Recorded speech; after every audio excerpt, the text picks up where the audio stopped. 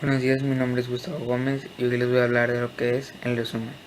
El resumen es una manifestación sintetizada de un determinado asunto o materia. Un resumen, por lo tanto, puede definirse como una exposición breve y específica del contenido de un material que puede ser escrito o de carácter audiovisual, como en este momento. En un ejemplo tenemos el libro de William Shakespeare, que es este. Este libro es muy extenso, pero un resumen podría ser las ideas principales de este libro, como puede ser quién es él, en qué se destacó, por qué hay un libro de él y cómo fue su vida.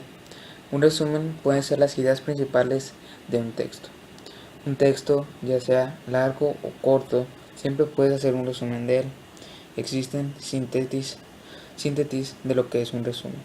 Asimismo, en el libro se puede encontrar el resumen en la parte de atrás, donde destacan que William Shakespeare ha sido considerado uno de los más grandes poetas y dramaturgos de la historia. Esto está elaborado de modo correcto, refleja un marcado perfil objetivo y plantea un concepto general de lo que es el libro.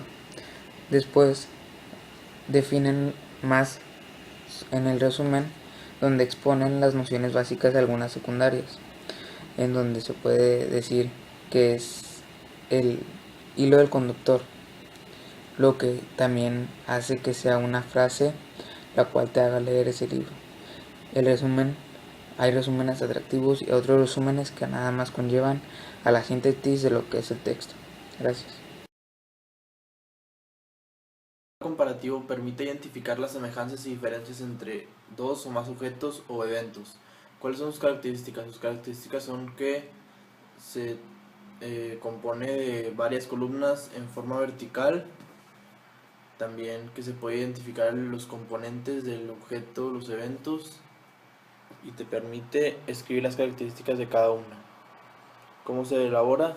Primero tienes que señalar los puntos que quieres diferenciar y luego escribirlos en las columnas y ya. Este es un ejemplo.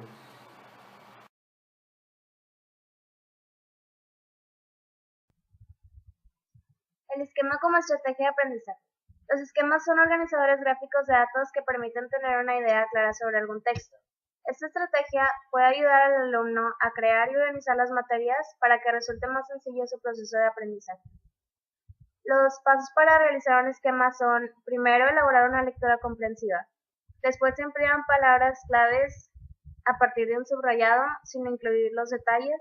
Se emplea el lenguaje propio en elaborando el esquema y también que sea comprensible para el alumno.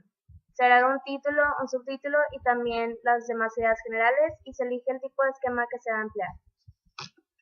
El esquema consiste en agrupar información para que sea más sencillo estudiarla y comprenderla. Permite rápidamente que se obtenga una idea general del tema, que se seleccionen y profundicen contenidos básicos y se analicen para poder sacarlos mejor en la mente.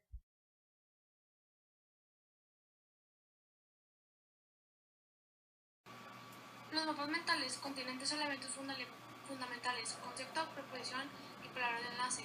Los conceptos son palabras o signos los que se expresan regularidades.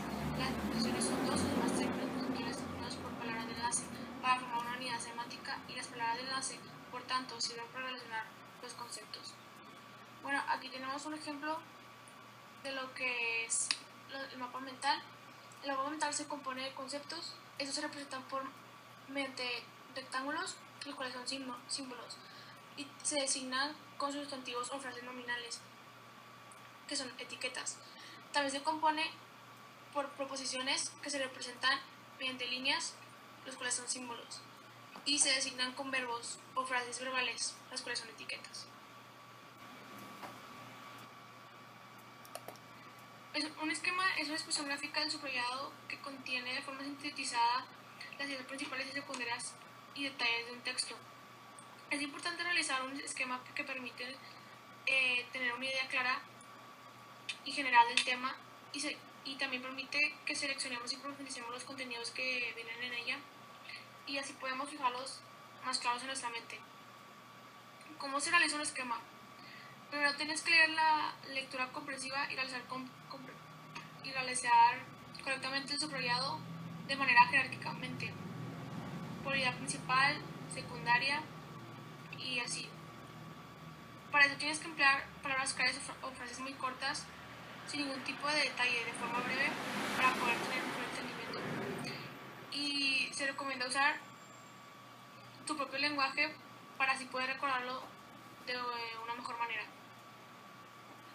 También tenemos que tener en mente que se debe tener un encabezamiento del esquema que exprese de forma clara la idea principal y que te permita ir descendiendo detalles a que se enriquece esa idea.